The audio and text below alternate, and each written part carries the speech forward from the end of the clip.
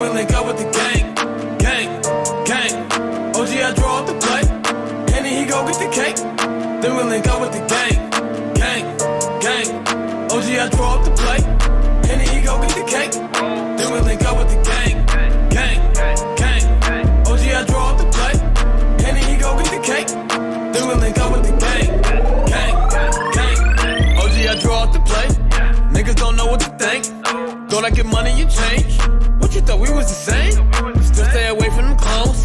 Niggas better leave me alone. Talking about niggas is low.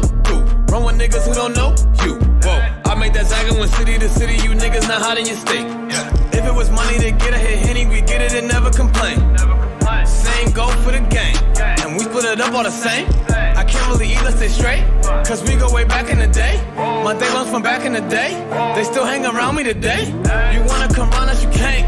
I'm rolling up loud, it's great. But mama, she bad but complain, cause I'm too in love with my dreams. And I gotta get on the plane, and go get this money with them. I draw up the plate, and then he go get the cake. Then we link up with the gang, gang, gang. OG, I draw up the plate, and then he go get the cake. Then we link up with the gang, gang, gang. OG, I draw up the plate, and then he go get the cake. Then we link up with the gang, gang, gang. OG, I draw up the plate, and then he go get the cake. Then we link up with the gang, gang, gang. I get the bag with the gang, taking that Zach to the bank. Henny be all in my drink. You niggas is stupid, you think that should change? You not even hot in your gang. Ain't nothing even hot about your gang.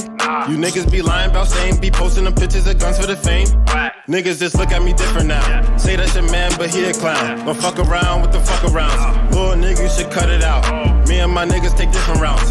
Punch a bitch nigga all in his mouth. Hold up my nigga, we different now. I need a Robert, this is my style. I get a check today, I spent it all tomorrow. I get a bitch today, she probably a foreign model. I get a check today, I spent it all tomorrow. I'm with my gang today, tomorrow never promise. OG, I draw up the plate, and then he go get the cake. Then we link up with the gang, gang, gang. OG, I draw up the plate, and then he go get the cake. Then we link up with the gang, gang, gang. OG, I draw up the plate, and then he go get the cake. Then we link up with the gang, gang, gang. OG, I draw up the plate, and then he go get the cake. Then we link up with the gang, gang, gang.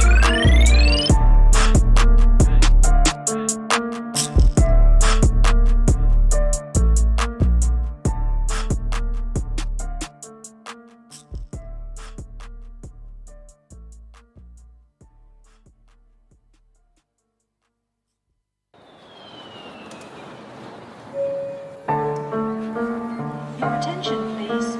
Please do not smoke in the terminal building. Smoking is only permitted in the specified smoking areas. Zach. Thank you.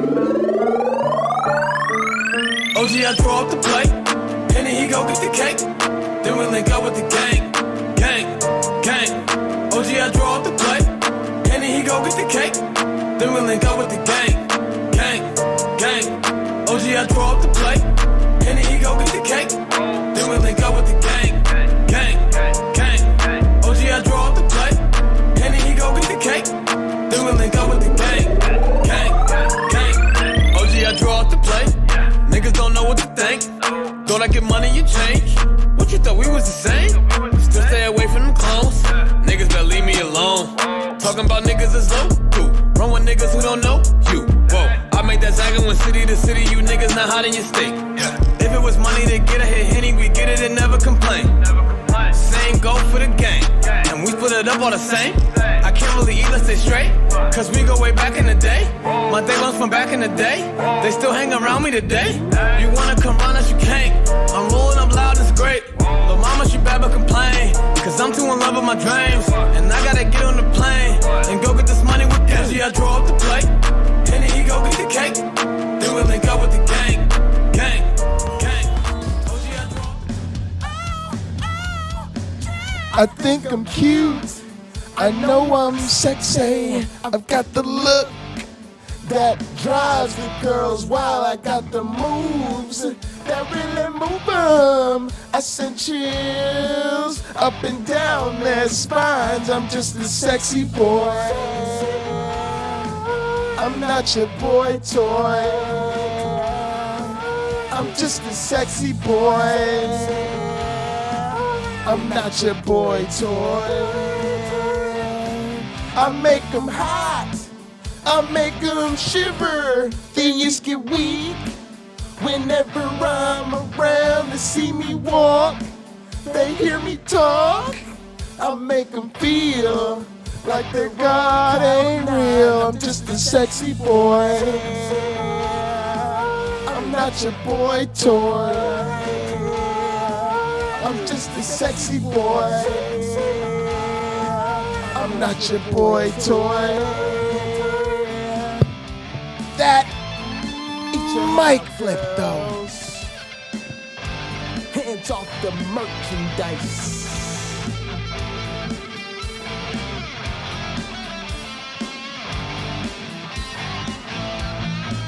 I'm just a sexy boy. I'm not your boy toy. I'm just a sexy boy. I'm not your boy toy. I'm just a sexy boy. I'm not your boy toy. I'm just a sexy boy. I'm not your boy toy. I'm just a sexy boy. I'm not your boy toy. I'm just a sexy boy. I'm not your boy toy.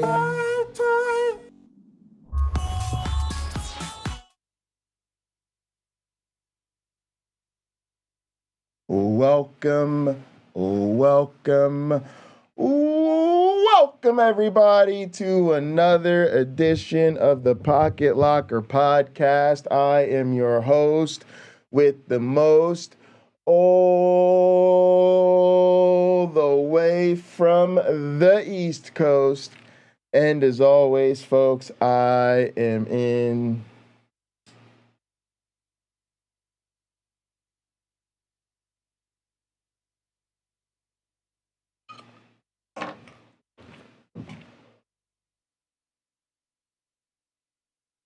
airplane mode.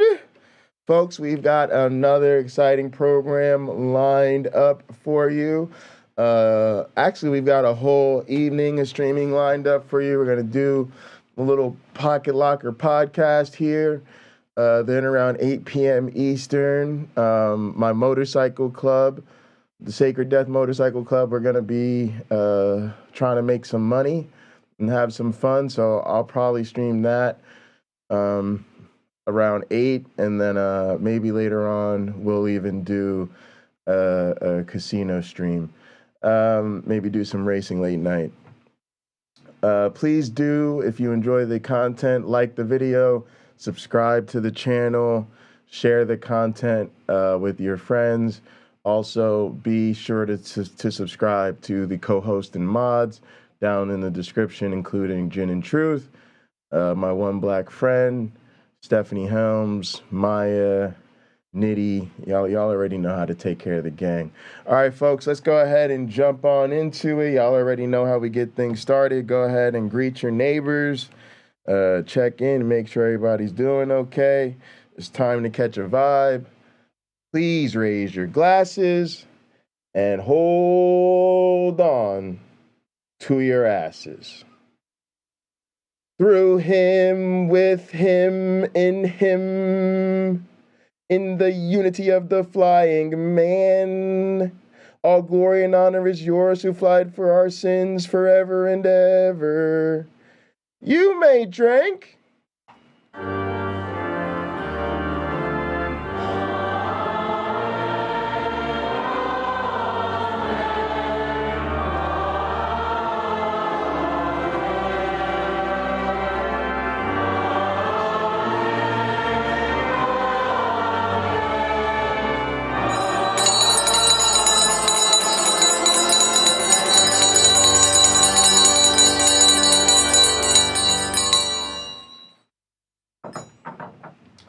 All right, gang. That was our communion hymn, and up next is our communion song. This one happens to be our community's theme song. It's called Where Everybody Knows Your Name, and this one is a cover by Foy Vance. Dublin, and he's going to play us out. Foy, you're going to play what to finish us up? Do you know what? I don't know the name of this song, actually, but I know the song, and so will you. Oh, I look forward to this. Foy Vance, take it away.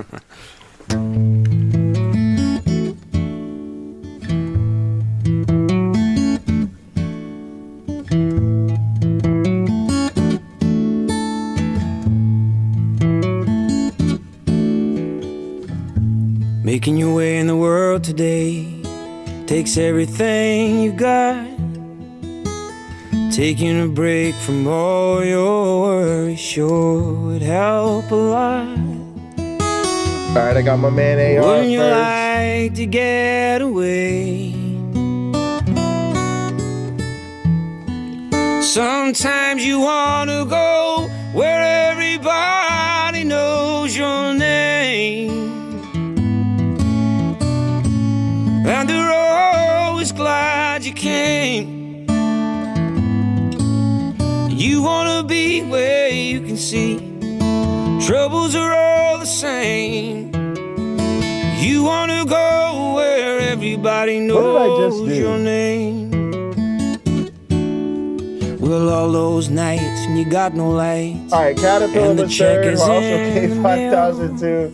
And your little angel hung the collared by its tail. Oh, Your yeah, third we're good. fiancé didn't show. Oh, alright, AR was first, Caterpillar was second. Sorry, I'm lost. Logan Fisher's third. Sometimes you wanna go where everybody knows your name. And you're always glad they came. You wanna be where you can see troubles are all Alright, the AR, same. Caterpillar, Logan. You wanna go where everybody knows your name. Stephanie Helms is in the house. Well, you get out of bed, Appreciate you coffee's guys. dead. Thanks for being in the chat. The morning isn't looking bright. You shrink right off to Europe and he doesn't even write. Your girlfriend says she's not a girl. You gotta teach us about that. I don't know the sailing lingo. Everybody knows your name. Oh no. And they're always glad you came. You wanna be where you can see troubles are all the same. You wanna go where everybody knows your name. You wanna be where you can see troubles are all the same. You wanna go where everybody knows your name.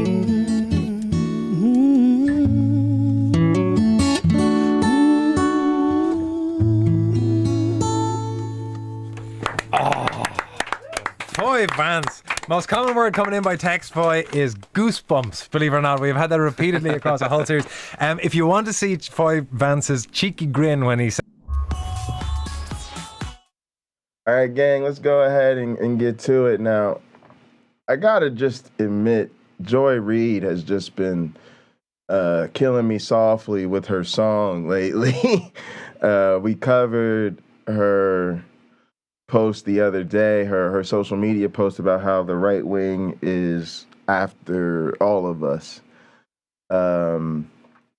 And today we're going to be covering her segment from her day job on MSNBC, where she's talking about the Second Amendment as a suicide pact. I don't know what is in the water at the Reid household, what this woman packs for her lunch, or if she just has that type of job security, or if, quite frankly, she just doesn't give a fuck.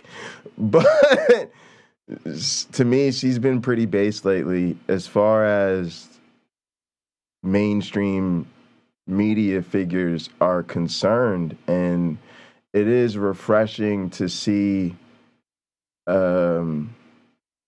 someone on a platform like that really just try to let people know what it is. Now, of course, she's, in her nice nasty, as my mother would say it, like her very, professional demeanor about things. She's not going to be calling people fuck faces and trying to kick them in the face like Uncle Bobby or myself. But that's okay. At the same time, I feel like she's really trying to speak truth to power, and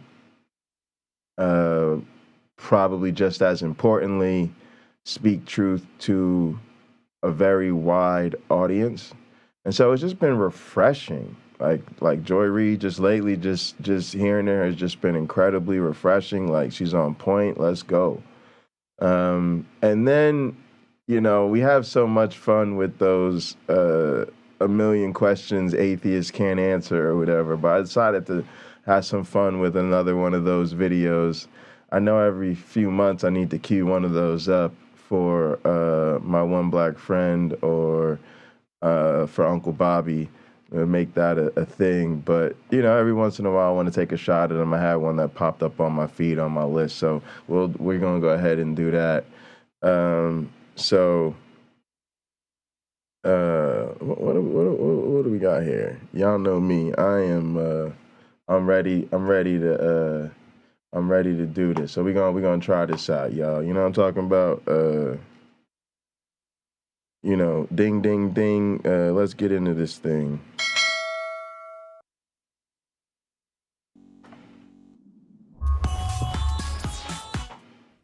It's been just 1 week since a different Texas gunman massacred 5 of his neighbors, including a 9-year-old boy whose father had asked him to stop firing rounds in his yard because a baby was trying to sleep.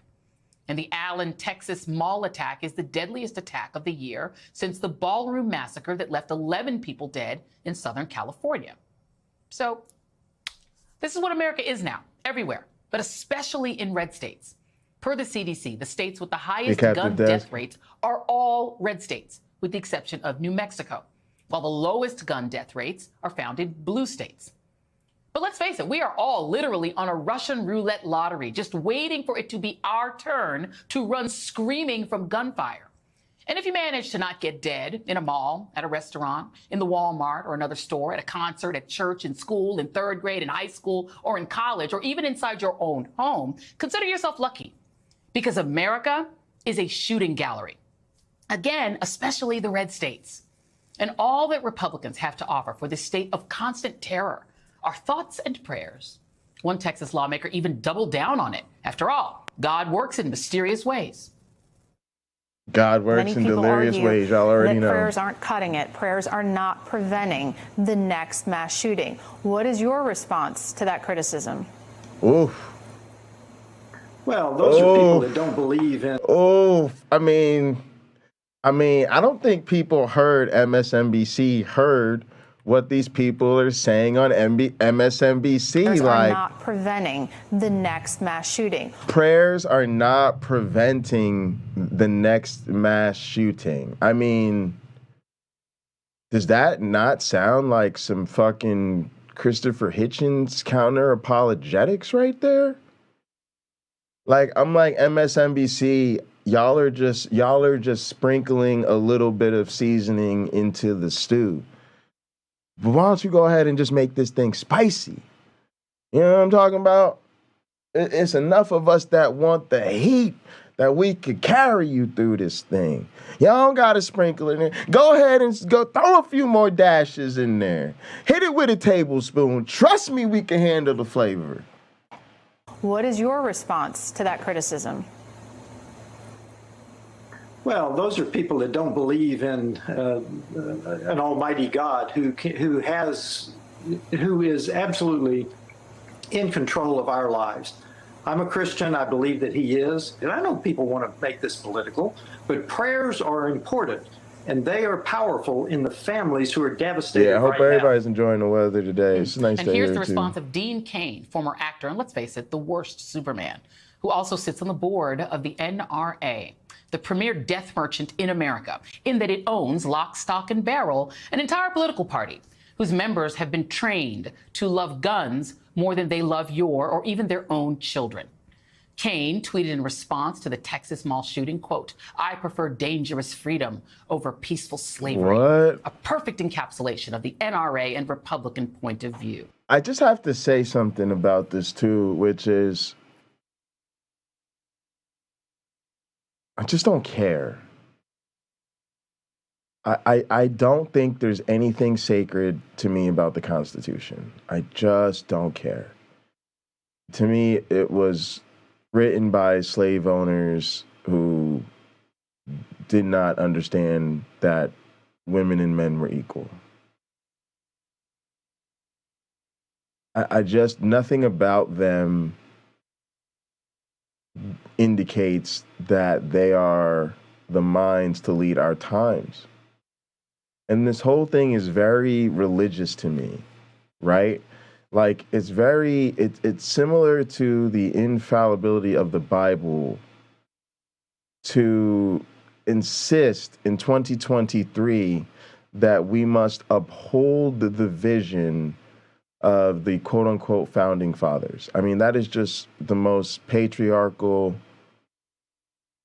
white supremacist bullshit.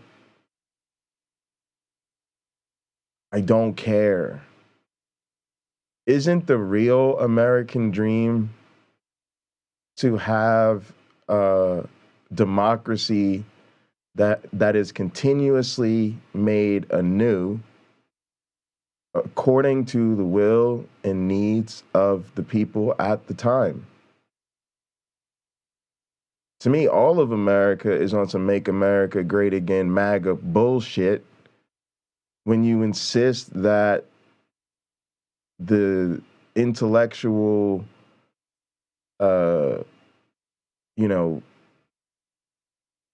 capabilities of the founding fathers is something we should be beholden to now. So I just don't care about the Second Amendment. And from where I sit, we just need to really revisit, is the right to arm yourself like a real foundational right that we need in our society?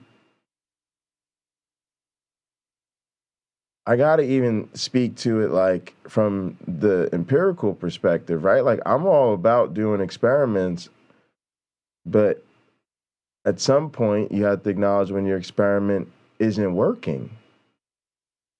To me, insisting that individuals have this type of Second Amendment liberty is an experiment that has simply failed, and it's time to try something else. Unless you think Kaine is smart enough to have composed that line, you should know that he was quoting Thomas Jefferson, who actually wrote it in Latin: "Malo periculosum libertatem quam quietum servitutem." In 1987, Jefferson was writing to his fellow slaveholder, James Madison, about Shays' Rebellion, a violent uprising by Massachusetts farmers that began the previous year. The farmers, led by a man called Daniel Shays, a veteran of the Revolutionary War, were debt-ridden and opposed the excessive Massachusetts property taxes and penalties imposed upon them after the war. Eventually, hundreds would march to the state armory, threatening to overthrow the government, January 6th style. But the attempt was unsuccessful. Jefferson's attitude about all of that was, I hold it that a little rebellion now and then is a good thing, since at least liberty and democracy were better than monarchy. Jefferson, of course, didn't think that about the liberty of the men, women, and children he enslaved, including the teenager he was serially raping. A little rebellion by them would have brought on a whipping. But I digress. At that time that Jefferson wrote that line, that Dean Kaine would later use to demonstrate his callousness toward dead children at a mall, there was no Second Amendment because there was no U.S. Constitution. But y'all just think about that. And this is what I'm talking about, just the racism that's just baked into America. As Black people, today, people are constantly looking us in our actual faces and really using English words, as Uncle Bobby would say, to insist that we hold ourselves subject to the political vision of motherfuckers who were ranting and raving about liberty and democracy and the blase and the glavinoids while they owned slave that they were raping. Underaged and all that shit. Like, that's what I'm telling y'all. I would tell you that the Constitution literally is not worth the paper it's written on. I mean that so sincerely. Y'all know nobody writes on paper anymore, and that's not very good paper. Y'all know you would not wipe your ass with it because there's this thing called toilet paper. And I know a lot of y'all weed heads love to roll your fucking marijuana in fucking hemp papers, but the truth is the best rolling papers are made from rice. So again, that Constitution is literally not worth the paper it is written on. I would not write on it. I would not roll a joint on it. I would not wipe my ass with it. America was still under the Articles of Confederation. George Washington wouldn't become president of the United States until the actual Constitution was enacted in 1789. And the precious Second Amendment wouldn't even be adopted until 2 years after that, in 1791. In the shadow of yet another violent citizens' rebellion, the Whiskey Rebellion in Pennsylvania, which was also about high taxes. Slaveholder George Washington was so enraged by the Shays' Rebellion that he wrote letters excoriating these kinds of armed uprisings, saying in one letter to his military aide David Humphreys, quote, "Commotions of this sort, like snowballs, gather strength as they roll, as if there is no opposition in the way to divide and crumble them. I am mortified beyond expression that in the moment of our acknowledged independence, we should by our conduct verify the predictions of our transatlantic foe and render ourselves ridiculous and contemptible in the eyes of all Europe." How ironic that today we find ourselves rendered ridiculous and contemptible in the eyes of all Europe due to our gun massacres. The founders that Republicans worship hated rebellions, farmers' rebellions, slave rebellions. And they wrote in an amendment designed to quell them, not to encourage them. By writing into law the state militias that all white men in the 13 states were required to serve in, with their privately held muskets. Shays' Rebellion was put down when a group of wealthy Boston merchants put together a militia to put down the revolting farmers. The Second Amendment was written to ensure public order, not public chaos. The author of the Second Amendment, as it turns out, was Jefferson's slave-holding pen pal, James Madison. The idea that its intention was to encourage more uprisings like January 6th, as some Republicans have hinted, is ridiculous. The idea that it was written to make mass shootings possible in a future these men of the 18th century couldn't possibly foresee is evil. Because what Republicans are basically saying is that their precious Second Amendment is a suicide pact, a murder pact, and a national consent to get slaughtered at the mall. Joining me now is Democratic State Senator Roland Gutierrez, whose district includes Uvalde. And again, gang, answer the question of the day. The question of the day is there anything that could happen that would make, especially the conservatives in this country, get serious about serious gun laws? Because I got to tell you, after the list she laid out, I don't know what's left. There was a time when I was especially fearful of mass shootings on a college campus because for some reason those mass shootings jumped out to me. It felt like a lot of the ones that were publicized or notorious were at college campuses. And so we had to actually undergo active shooter training when I taught on campus. And so it was just terrifying because you're sitting there, you know, spending half a day or whatever it is, training, thinking all about how fucked up all of this is. And what are you actually going to do if someone comes into your class or God forbid one of your students starts shooting at your other students. Like, really? But the reality is now mass shootings happen at college, high school, elementary school, the mall, the grocery store, the club, the nightclub, the fucking church. So the mall, like where now it just feels selfish. It just feels like active shooter training should kind of be like orientation when they tell you about your fucking benefits and how to fucking clock in so your ass gets paid. They should be like, oh yeah, and here's what the fuck you do if somebody starts shooting up the joint.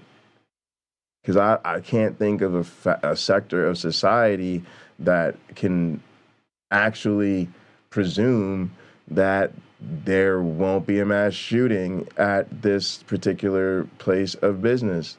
My goddamn house is about the only place I'm sure there won't at least be a mass shooting initiated by somebody, because it's the only place I can make sure there are no guns.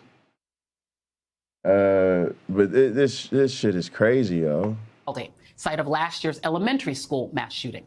And Shannon Watts, founder of Moms Demand Action for Gun Sense in America. I do want to start with you, State Senator Gutierrez, to just respond to this latest round of useless thoughts and prayers from your state's leaders.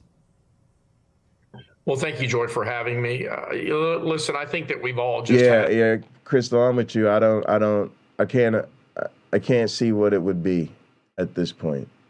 I can't see what it would be. There's so many things that even the cynic racist in me, the racial cynic in me has been outdone. Right? I assume if there's like a shooting at an all-white evangelical conservative church, like, oh yeah, then maybe some shit'll happen because, you know, like white folks want to be safe in church, right? But that happens and then nothing, and then kids are getting shot up at Christian schools and you're like, okay, nothing. You know, so at that point you're just tapped out. You're kind of just like, I can't imagine what it would take at this point. I can't.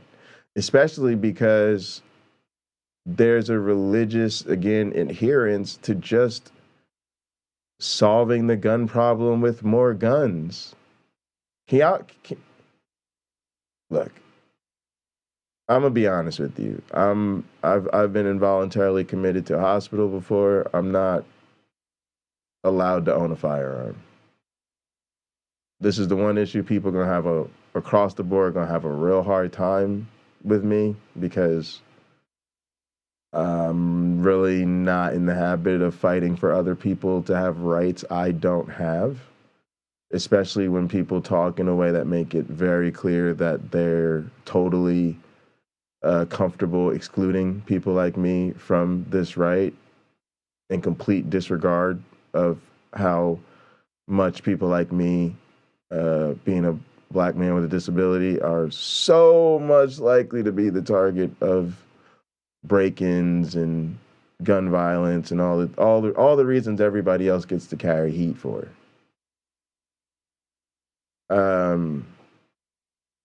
So I'm pretty much like, everybody can fuck off as far as the gun rights are concerned. Because when everybody looks you in your face and basically tells you people like you shouldn't have a right, you're like, okay, cool. Well, don't come knocking on my door for a fucking contribution to your right to have a right that I can't.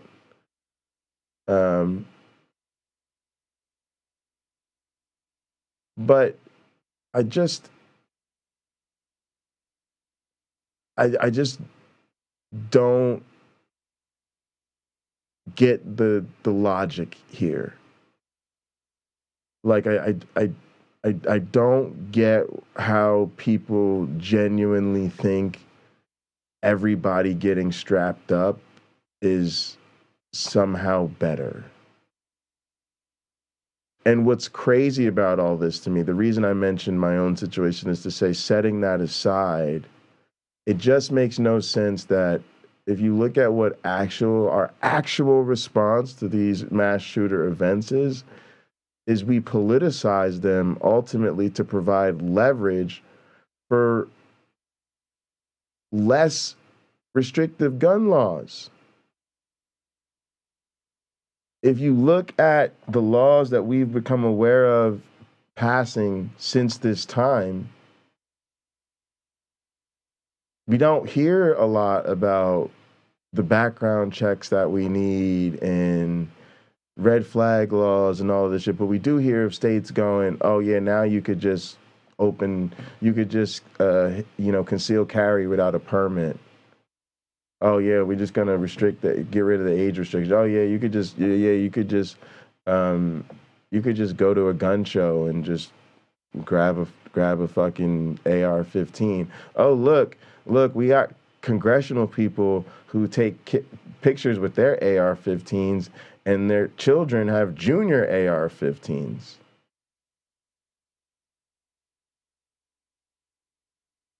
So at this point, and it's going to sound fucked up, and obviously I don't know, I'm just being kind of facetious here, but should we stop covering mass shootings? Because covering mass shootings just opens the door to even less restrictive gun policies. Obviously, that's not a journalistic stance that I could endorse, but y'all see the fucked up pattern I'm trying to highlight here is we're literally moving in the wrong fucking direction. So I'm hard pressed to see what would make us get more serious about restrictive gun laws. Although there's a little bit of a Wayne, big thing flying Wayne pixie hanging over my shoulder and say, just imagine January 6th, except everyone has AR-15s, except everyone is a black Muslim.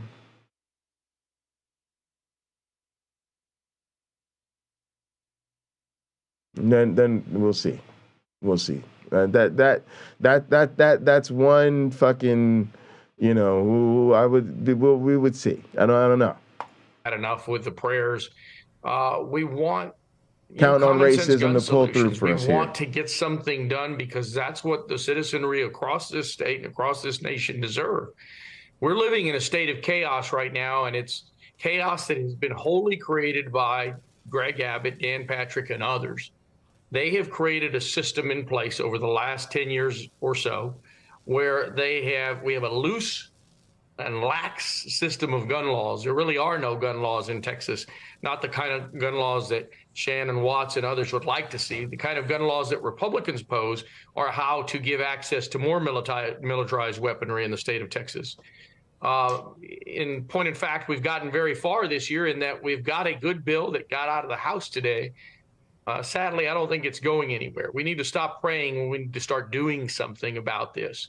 The people in Uvalde, these people in Allen, Texas, and beyond are demanding we do something. And to talk about that bill, to stay with you for a second, Senator, so this was a surprise bill. After this shooting, the Texas House panel has okayed a bill that would raise the age to buy semi-automatic rifles. What people, I think, across the country don't understand, that gun regulation really applies to pistols.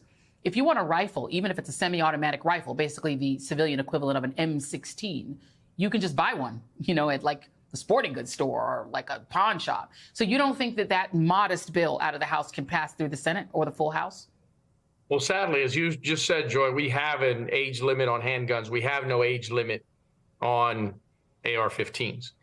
To your point, you can pick up an AR-15 if you're 18 at all of those shows, at all of the gun shops, but you can also pick one up at a gun show where you don't even have to show an ID. This is the kind of system that these Republicans have put in place. No ID. All you got to do is say that you're a U.S. citizen and you haven't had a felony. If you're not buying from an authorized dealer at the gun convention, then you walk out with your fully loaded AR-15. And because of the laws that the Republicans have put in place, you can walk down Congress Avenue in Austin, Texas, and no cop can even stop you or ask you a question. That's just complete and utter chaos. But that's the state of affairs in Texas. And believe it or not, that happens in Texas daily. We have people that want to do their demonstrations in that way. We're completely lost. It's sad, but I don't think that this bill is going to go any further. But listen, hope springs eternal. And those Uvalde families has worked very hard. I had lunch with them today, and they're going to continue working. We got to continue putting pressure on those Republican House committee chairs and the calendars committee. I urge everybody in Texas to call their state legislator and demand that we do something now on this issue. Shannon, let me go to you because, you know, Texas had 9 mass shootings in. All right, before we slam dunk on Texas, I'm just picking up what Joy Reid is laying down here, and you know, in light of a lot of things we've been thinking, I want to remind people this is very MLK.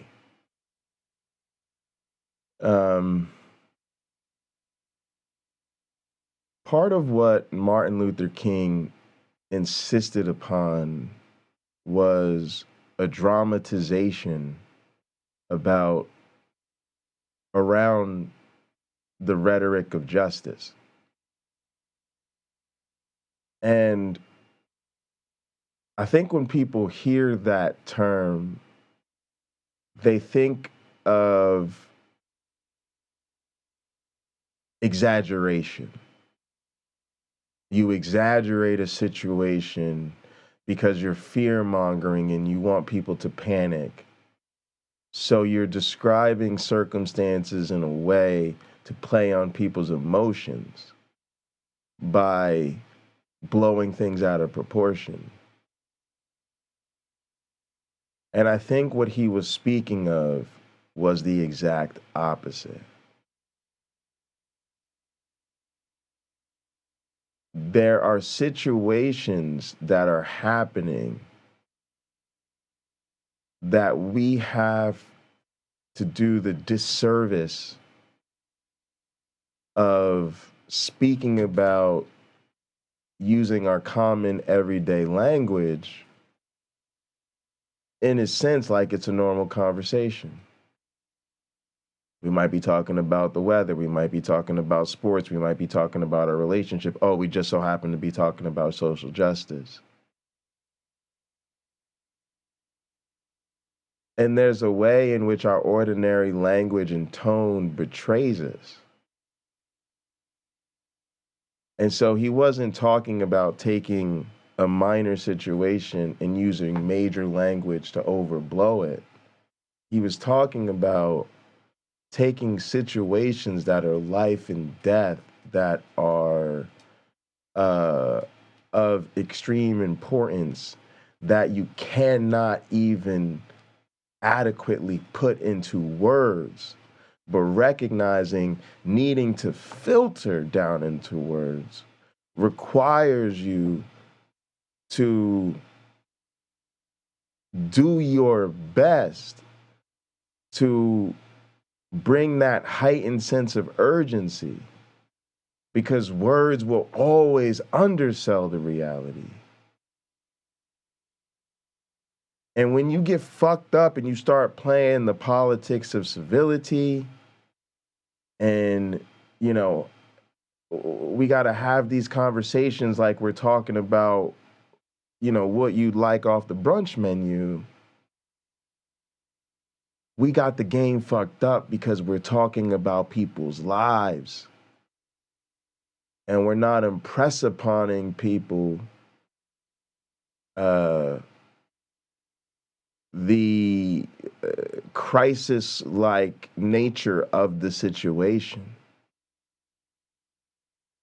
And so what I am realizing I appreciate Joy Reid doing is she's kind of putting a digestible, mainstream tenor on the conversation, but she is trying to bring the appropriate amount of emotional and social awareness to the conversation to try to wake people up. And so she is, I think, very tactfully doing this conversation the service of bringing the drama. And I just wanted to say that because I think bringing the drama is important. And I don't want people to misconstrue what I mean when I say that. In the past 14 years. And all that's happened, as the senator has pointed out, is that they just made the gun laws looser in the state of Texas. In fact, the governor of Texas, he tweeted the following in 2015. I'm embarrassed. Texas is number 2 in the nation for new gun purchases behind California. Let's pick up the pace, Texans. And he put the NRA in that.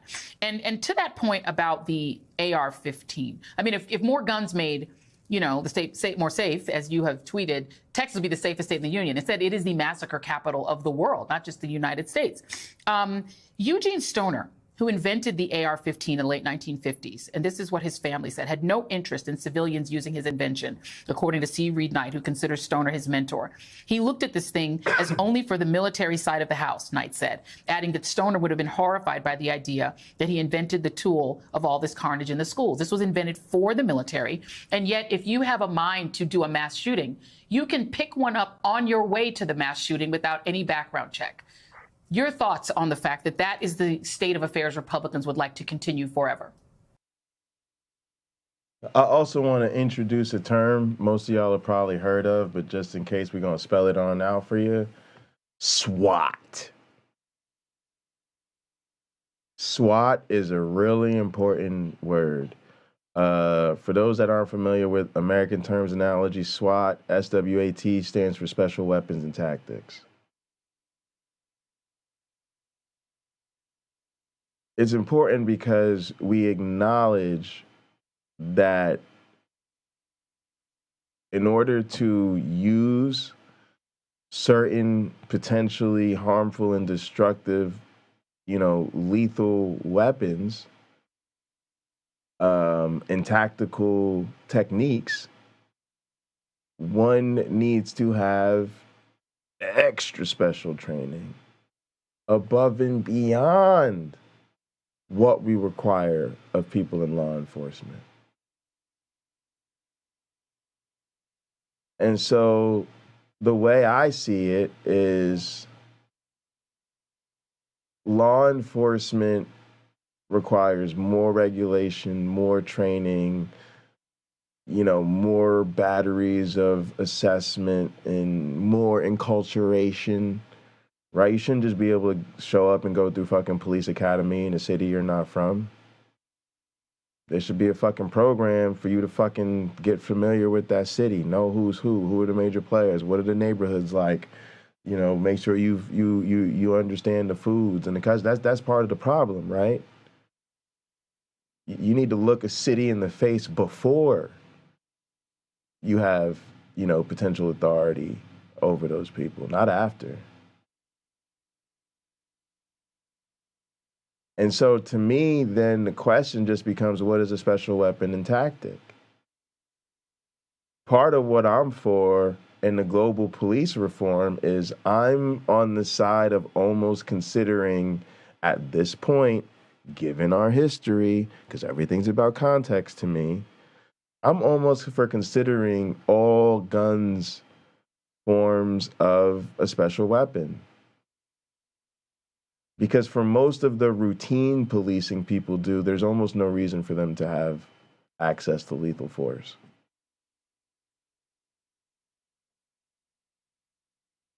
And if we were to say,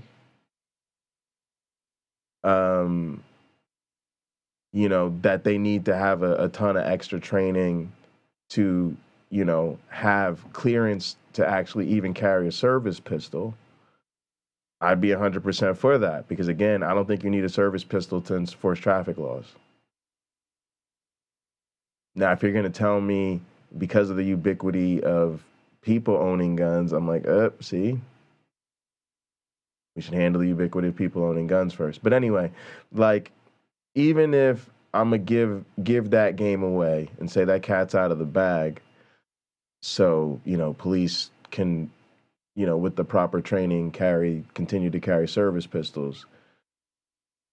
SWAT is still a powerful perspective to think about in all of this conversation, because it acknowledges that even on a police force, we think you got to have some real special training before we start letting you handle the sniper rifles and the assault rifles and the fucking, potential explosives and all of this other shit.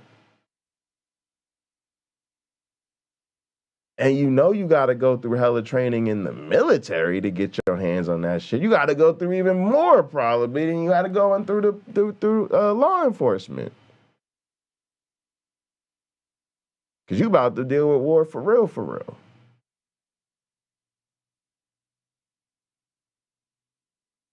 But somehow Joe Q citizen off the street could just walk into the gun show and walk out with an AR?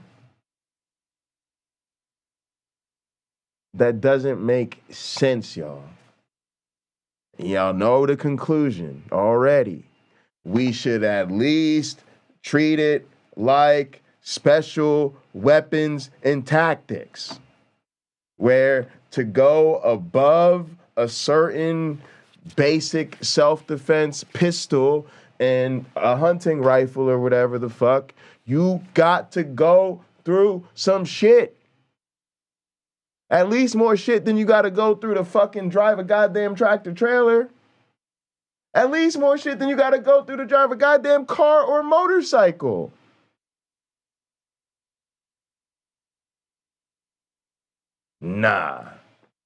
Nah, they want it to be easier for citizens to get their hands on fucking assault rifles than it is for law enforcement and military. So when the conversation starts, y'all, swat it. Bring up special weapons and tactics, because it reveals the fucked upness of this whole situation. Well, I mean, that's the reporting that's coming out now about the mass shooter in Allen, Texas, that in fact his guns were bought by an unlicensed seller, probably without a background check. Millions of guns are sold this way in this country every year because expensive of that insurance that exists trees. that we need to close at a federal level. We have closed it in over 20 states, but at the same time, the NRA is going state by state and passing something called permitless carry, which recently passed in Texas, which means you can carry a hidden loaded handgun in public with absolutely no background check, no permit, and no safety training. And as you said, if more guns and fewer gun laws were safer, Texas would be the safest state in the country. Instead, they're home to half of the deadliest mass shootings in this country. And gun homicides in the state of Texas have gone up 90% in the last decade. When will the guns make us safer? The answer is never. And lawmakers know that. They want to debate prayers. They want to debate mental illness. They want to debate evil. The reality is that we are giving citizens unfettered access to arsenals and ammunition. And that is why we have a 25 times higher gun homicide rate than any peer nation. It is the guns.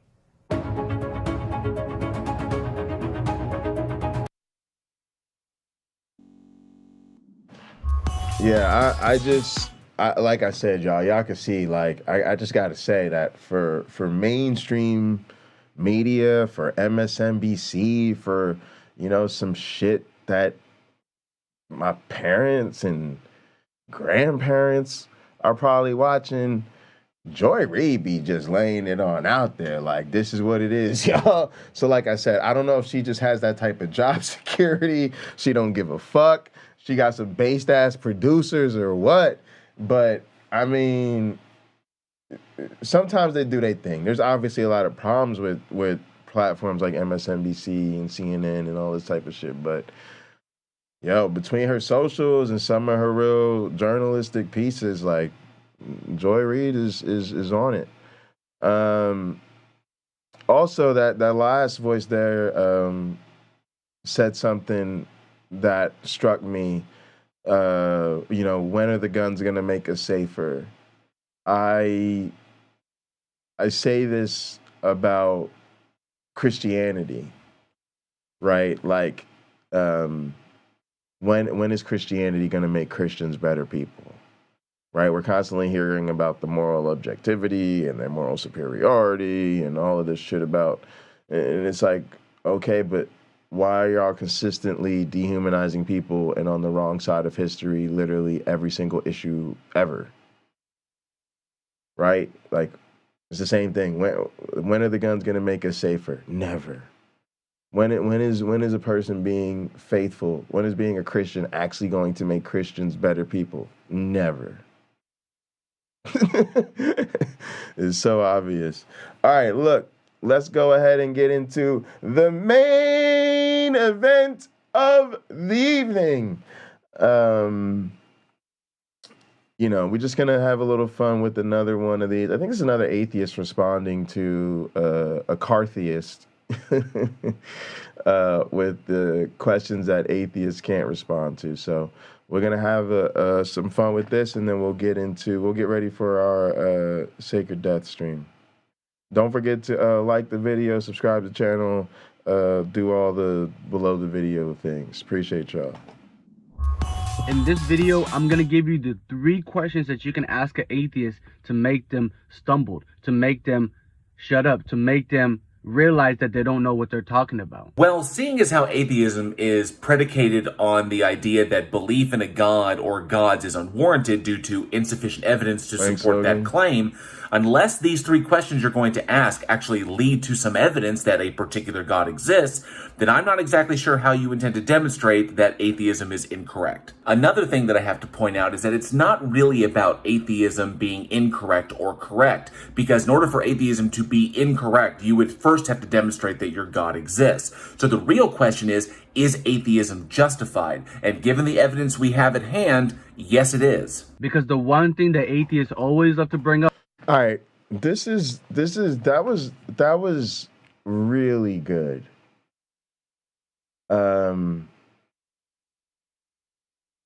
And it's very troubling that the person in this video is so boldly able to sort of misrepresent the burden of proof, and I suspect that this is just another one of those videos, and to be honest, I think they work, right? Because I think that there's a division that most of us probably don't see in the community, which is most of these videos we say are probably actually made for Christians. They're like, Christian pep talks within the club. And then, they're the type of thing where you feel like, at least on the surface, they're trying to say, hey, go out there, and if you have to, try this stuff on some atheists, and I bet you it'll make you feel good about yourself. And I think most of us see this shit, and we're like, dude, this shit is just so tired, and, atheism versus Christianity 101, philosophy of epistemology 101, just real basic shit. But I think we forget that probably most Christians don't really know or engage with many atheists. So these videos are kind of effective because if you can kind of get a Christian to feel like they've walked through the conversation, or even just heard another Christian say, oh, these are the atheist stumpers. If you don't actually have any atheists to go stump with it, then it's kind of an easy victory for you to take. And then there's the other demographic, which I think most of my life, the people I ran into that I would now identify as atheist were just simple non-believers. And what I mean by that is they were just people who didn't believe in God. They were not people who actively engaged in counter-apologetics or did any particular deep studying of philosophy or anything like that. And so, in a sense, you can imagine them genuinely responding to these questions with I don't know, or I hadn't really thought about that. whatever the response might be. And so I do think that even though this seems like so stupid and easy for most of us to respond to, it probably is at least somewhat effective with Christians who at least get as far as, you know, getting atheists to say they haven't thought about something or whatever. And that probably explains a lot of this trend. Because those of us that are just, you know, seasoned with this shit are so few and far between. They probably don't know anybody. Up is science. Yeah, because science deals with evidence, not feelings. Science doesn't care what you feel about things, and religion is all about feelings. There are no novel testable predictions that we can make utilizing a God concept. In fact, when we try to use a God concept, we usually wind up with logical contradictions. So it has no value as an explanatory hypothesis for any claim. The one thing that atheists always love to bring up is science when people talk about God. Seeing as how you just repeated yourself, same response. Nowadays, more and more people are starting to be religious. That would be incorrect. Recent Pew research indicates that religious belief is the lowest it's ever been in the United States, and it is dropping at a precipitous rate as access to information improves every day. More and more people are starting to be more spiritual. More and more people are starting to realize that, you know, maybe there is a creator. Incorrect again. Larger and larger percentages of our population in the United States are leaving religion in favor of atheism or deism every single year. There have been numerous independent studies done over the past 2 generations that can confirm this. As books like the Quran, as books like the Bible, as books like the Old Testament, you know, get proven by science. All of these are just claims. You haven't actually provided any evidence to support them. And you've thus far asked no questions. Where are the questions? People start to believe more and more. As people get older and as people start to go through their own experiences, their own faith, their own journey, they start to believe. Another claim and still no evidence provided. Exactly. And he doesn't need to because he just believes, he's just going to be talking to people who want to hear this. This is just tell me you love me, tell me I'm pretty, tell me I'm smart. Then there's always those people that are atheists. There's always those people that don't want to believe. There's always those people that are going to stop you from believing. Belief is not a choice. Belief is what you are convinced of. And atheists don't really care what people believe, but we absolutely do care when people think that what they believe gives them the right to dictate how other people live. Always those people that are going to tell you, oh, there is no God. What you believe is wrong. To varying degrees it is, and we have the evidence and logical argumentation to back it up. Hey, are you going to get to these questions anytime soon? And so if you ever run across somebody who thinks like that, you ask them these 3 questions. Ask me the questions, Bridgekeeper. I'm not afraid. Question number 1, what happens after you die? All right, y'all. I'm gonna try to take y'all know we're gonna play a little predictive game here. I'm gonna try to take a stab at the question, and then we'll see where my main man here goes from. So, where do we go after we die? And what I'm gonna give you is the flat, truth to power, Jay Bundy, real deal, Holyfield answers. Let me just take an extra sip of this honesty juice real quick. Okay. All right, y'all.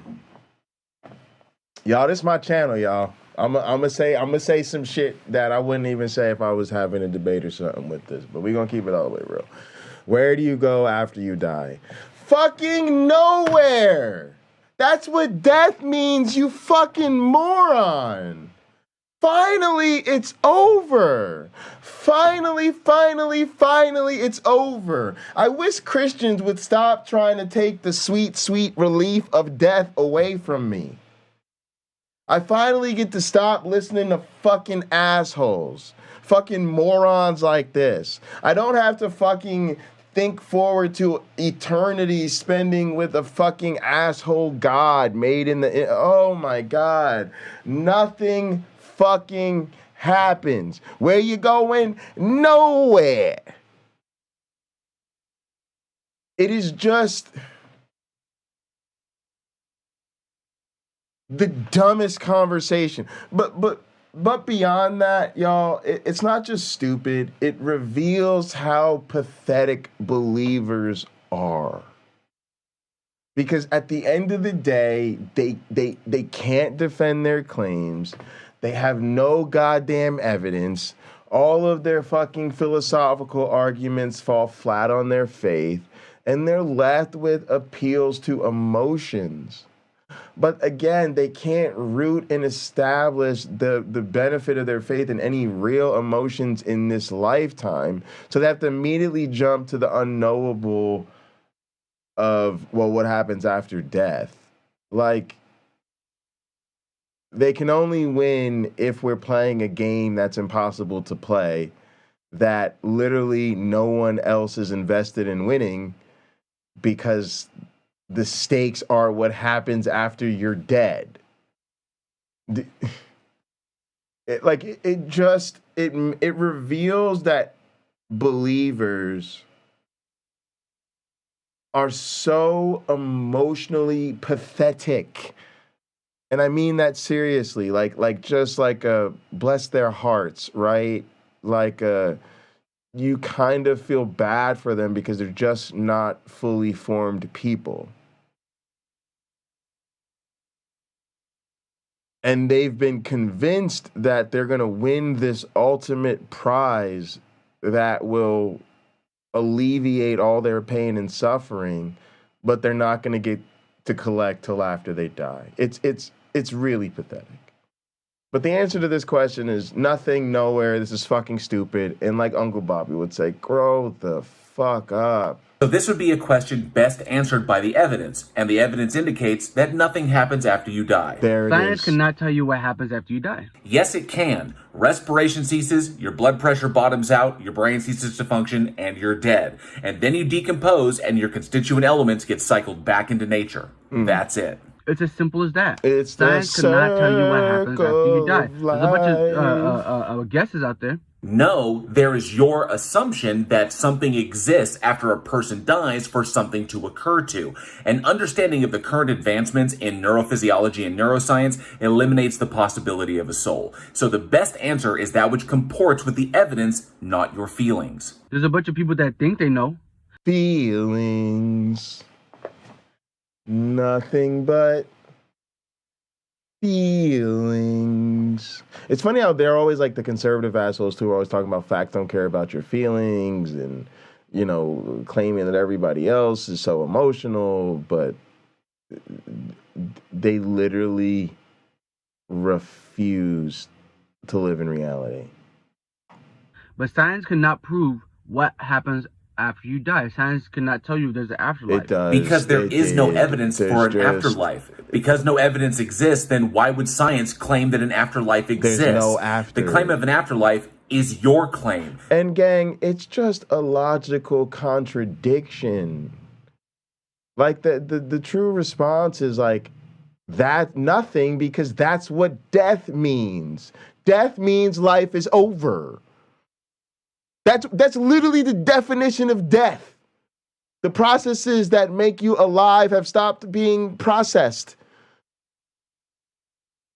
That's what dead means.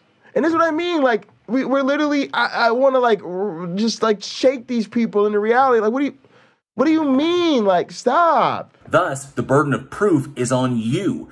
Please provide your evidence. But religion can. No, religion offers an unfalsifiable hypothesis with zero evidence to back it up. This is not a justification to believe that it is something that exists. Islam can. Christianity can.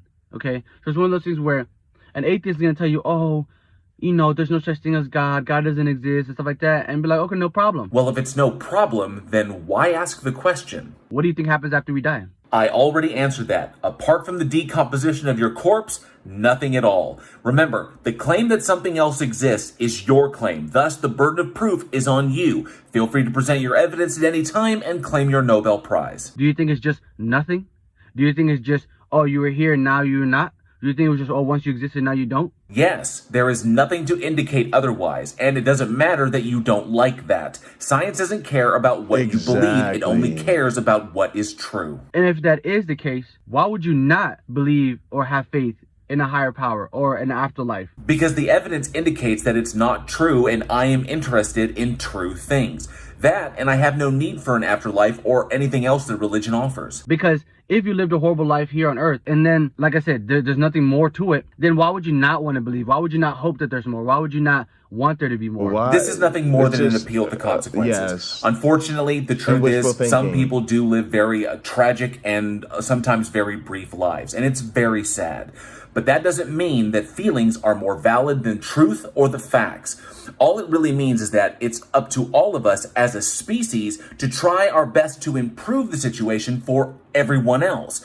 Unfortunately, appealing to gods and afterlives and things like that often really only works to alleviate us of our responsibilities to our fellow humans.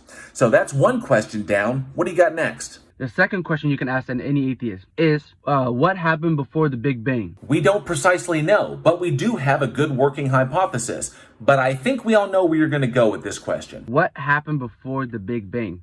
Asked and answered. And appealing to what we don't know to justify your God belief is just the God of the gaps.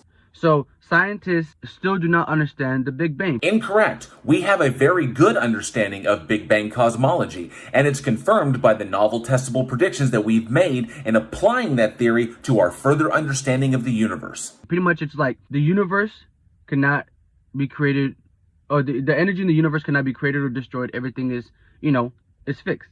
You are correct on the first law of thermodynamics. This is well understood, and Big Bang cosmology takes it into account. But the Big Bang, people love to ask, if Big Bang was the beginning, what happened before? Well, the Big Bang is actually the origin point of observability for our universe, not a creation point. So if you want to address cosmology, it really helps to know what you're talking about. So pretty much it's like, if the Big Bang is the start of it all, what happened before? But you see, that's just it. It wasn't the start of it at all. It was the start of observability for our universe. You may want to get some further education on this subject. If the Big Bang is the effect, what was the cause? In a very tight nutshell, naturally occurring random quantum field fluctuations. No God necessary. Science cannot tell you what happened before the Big Bang. Like I said, we have strong working hypotheses, and of course those will improve as we get more information and evidence. But asserting that a God did it just because we don't have an absolute understanding of something is just fallacious. Atheists cannot tell you what happened before the Big Bang. And we don't propose to. We just side with the evidence. Once again, you are making a claim, and the burden of that claim is on you. So it's one of those things where all you have to do is ask him these questions, and you'll realize that not only can nobody prove anything. That statement would actually include you as well, that you can't prove that it's your God behind all these things. But thank you for quietly admitting that everything you've presented so far is nothing more than an emotional appeal. But at the end of the day, they're going to try to make it seem like you having faith and you believing is a bad thing. Because it is. It is irrational, and irrational beliefs tend to lead to irrational behaviors that affect us all. And it's like statistically, probability-wise, why would you not believe? Why would you not believe? Okay. That is... Dude, like, I don't... This is just not... This just is a clear, like, you don't understand probability. Right? Like you just fundamentally don't understand what you're talking about. Because their belief system is unsupported miracle claim on top of unsupported miracle claim on top of unsupported miracle claim on top of unsupported miracle claim on top of unsupported miracle claim. What fucking odds are you talking about? The 1 in gazillion G chance that this universe story that you guys just made up happens to be true, which we already know it isn't. I mean, and this is the thing that I think is kind of problematic, is I think we've resoundingly debunked the major religions of the world. And I like this guy's really straight up kind of take on it, but I do feel like a lot of us, it's easy to lose sight of this, right? Like, we have absolutely debunked this dude's faith. This kind of a weird combination of appeals to Pascal's wager and the strong anthropic principle. First, Pascal's wager fails because it's predicated on the unjustified assumption that only one God could possibly exist. Blaise Pascal was a devout Christian, so it follows that he would make that mistake. And second, the strong anthropic principle is pretty much debunked by the phenomenon of observation selection bias. So that's the second question down. Still no evidence provided. Let's see what you have for the third. The third thing that you can ask an atheist is, what is consciousness? Well, that's a pretty easy question to answer. Consciousness, in its simplest terms, is sentience and awareness of internal and external existence. But we can also look at the evidence and demonstrate that consciousness is an emergent property of a functioning brain. All right, and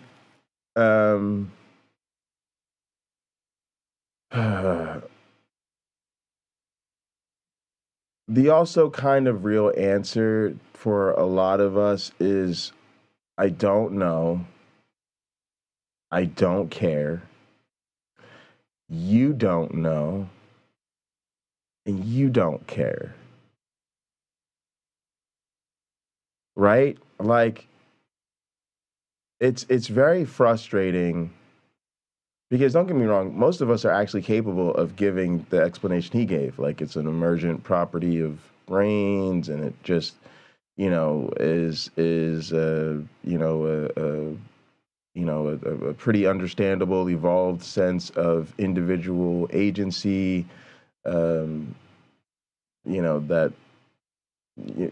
clearly has, utility in not just humans, but throughout the animal kingdom and all of this bosing and flavonoids.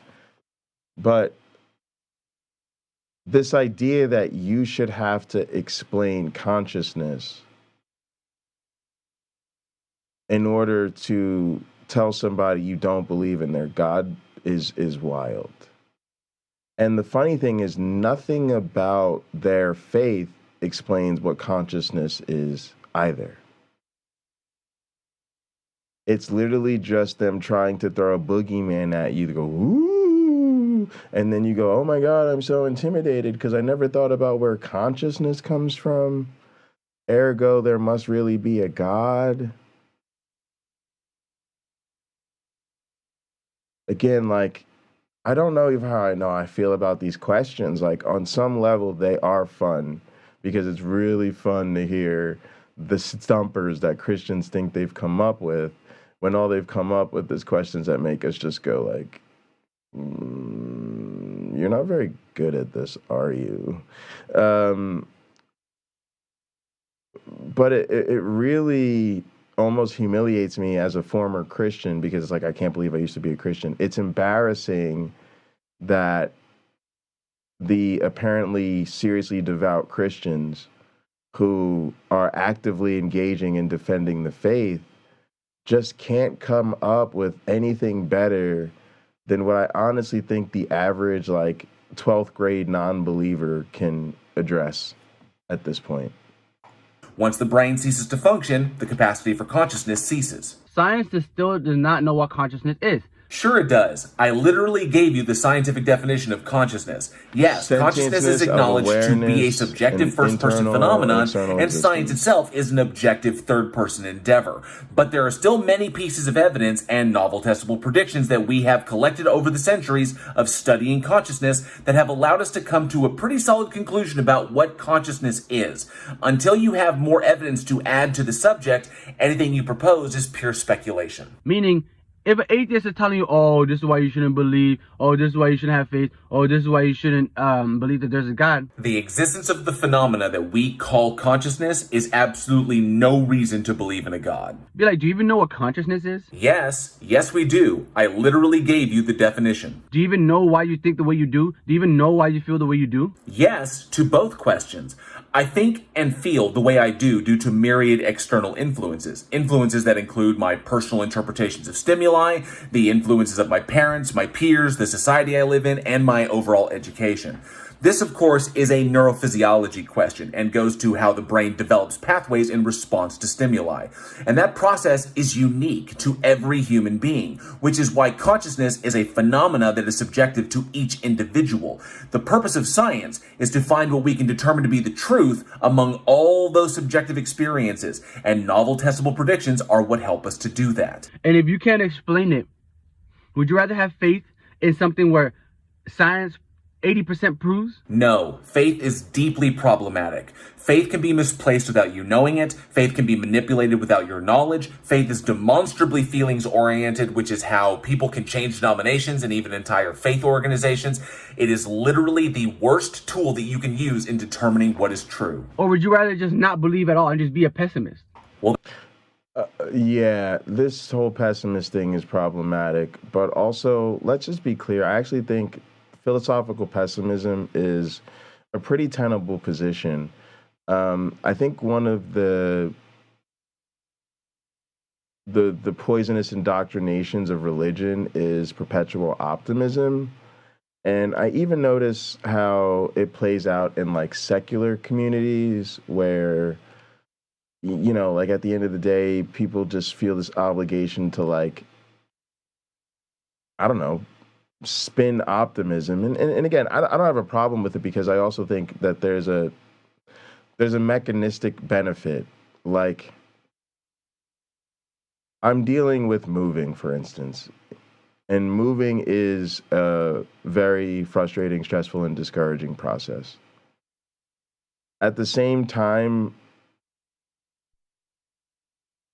there's a very, very, very low probability that I don't move successfully. And to even put that somewhere reasonable, like reasonable would be, I can't find a place in the next 30 days or enough support to get out of the house, so I'm stuck here after my time is up, and then I'm legally forced out of the house by the sheriff's department, and then I'm still in the middle of a housing crisis while I also have to look forward to eviction proceedings or some shit, right? More than likely, it's like I'll find a place, even if it's sub-ideal, and I'll be able to move there, even if that process is arduous and incredibly stressful in the interim, and life will go on. So my point is, like, we have to deal with shit. And in the face of dealing with shit, it makes sense to maintain a level of optimism because it actually improves your spirits, and more times than not, our optimism isn't unreasonable or unfounded.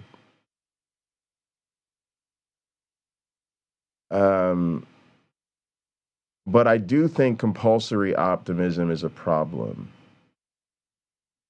Because I actually think you get a more ironically positive outlook on life if you're more realistic in your assessment, including when pessimism is reasonable.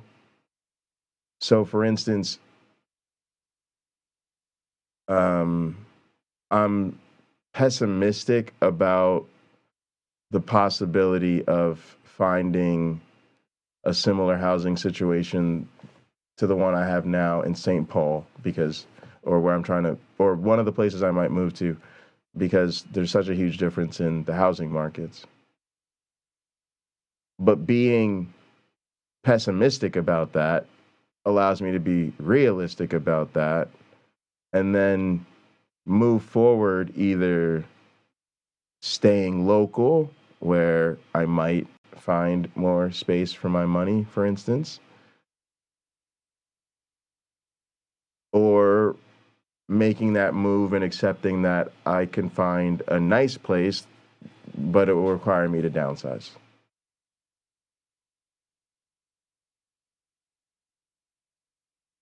Right? So why do I say that? Because I don't know. I just think that the cult-like compulsory optimism of Christians is ridiculous. It actually is one of those things that pisses me off when it carries over into secular worldviews. And I find it quite pathetic that people weaponize that in conversations about their faith. All right, let's keep it moving. Well, that doesn't follow at all. Just because a person doesn't believe in your sky fairy doesn't automatically make them a pessimist.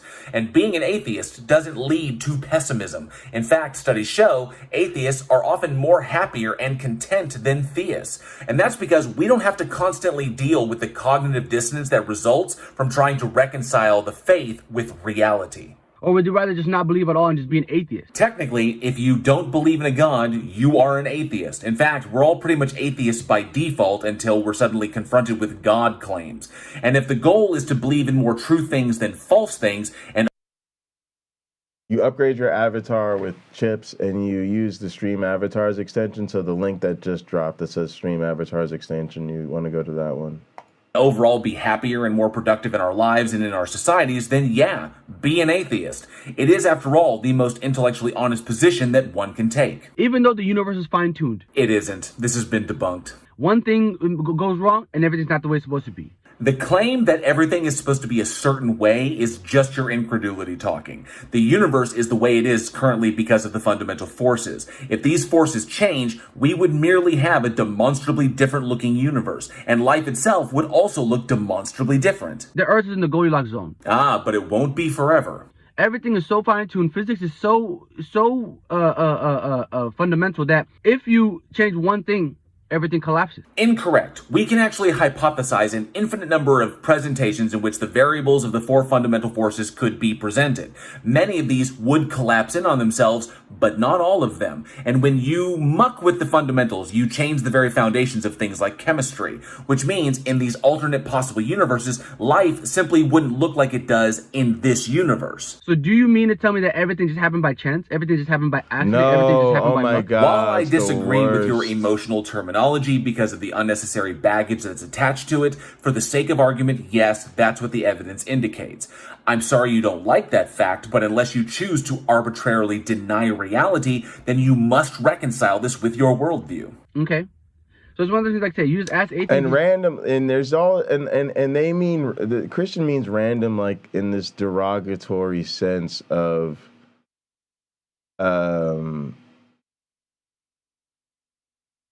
you know, wild and unpredictable, whereas most of us mean random in the sense like with no particular purpose or regard to function, and just so happened to. Like, why did it happen? It just happened, and then they go that's random. It's like in some respect, yeah, it is random. You know, because it's without regard to any particular function, design, or purpose. But yeah, they say it like it's a fucking curse word. These questions. And you just watch them give you the answer. It'd be like, what happens after you die? And again, random processes are so fundamental to reality and science and evolution in particular. And then we have these selective mechanisms that help explain things. And this is just a clearly ignorant dude who like doesn't want to learn, but also seems to be like one of these Christian bros. Like he's not giving me minister vibes. Like he's not giving me like he's one of these dudes who like spreads the love of Jesus. He just gives me the vibe that he's one of these fucking angry, probably severely bigoted assholes who just think God gives him credence as a superior individual. And then he literally looks down his fucked up ass phone at atheists while he's sitting out in his car, probably because he doesn't want anyone to hear what an insufferable asshole he is. What happened before the Big Bang? What even is consciousness? Now you're just repeating yourself. I answered your questions, and guess what? They didn't shake the foundations of anything. In reality, they just demonstrated your ignorance of various scientific fields. And you can sit there and watch. Which guy, Crystal? I don't actually know who they are. Bridge the Divide is the channel we're watching. I don't know who the guy in the the car theist is. Them squirm around because they're not going to be able to tell you the answer. Yeah, this really didn't require much squirming on my part. In fact, not really any exertion at all. In fact, all of this was just stuff you would have learned had you not been indoctrinated to value your feelings over the facts of reality. Be safe, be excellent to each other. I'll see you next time. All right, that was spot on, and I love that last point because it speaks to the easiness of dealing with these Christians. You know, they really think they've got these impossible stumpers for you, but they don't even require you to like Google anything. They don't require you to do any homework. They don't require you to even, you know, spend any time deep in thought. They're literally just emotionally laden, you know, leading questions that are just so easy to address, sidestep, and keep it moving. And it really does make me, you know, I really do believe that people of faith are quite pathetic. And I think that there's something in most of us that there was no way we were going to remain religious most of our lives. Like, we were eventually going to have a wake-up call because I don't know, there's just too much, and I think that there's something more fundamentally different about believers and non-believers. You know, maybe it's got to do with like emotional intelligence or neediness, or I don't know what it is. But I sometimes find myself wishing Christians could do better just so we have more interesting people to engage with. All right, gang, I'm gonna let this one roll. Appreciate everybody for being here. I'm gonna be back pretty much at 8 on the same channel here. Just playing GTA with my motorcycle club. So feel free to check that out, and then we might do some gaming late night on the casino. We'll see how late this goes. But yeah, I really appreciate everybody showing up. Appreciate everybody in the chat. Please like the video, subscribe to the channel, share the channel on your social medias or however you do that. There are also links in the description if you want to join our Ko-Fi, which helps support our capacity and gather. We'll also have some upcoming members-only content, looking to do something with Lena and get some more stuff up there. So the links for all of that is in the description. Thank you so much, gang. I really appreciate it. Appreciate all the support in chat, and I'll see you in a little bit. Said I'm gone.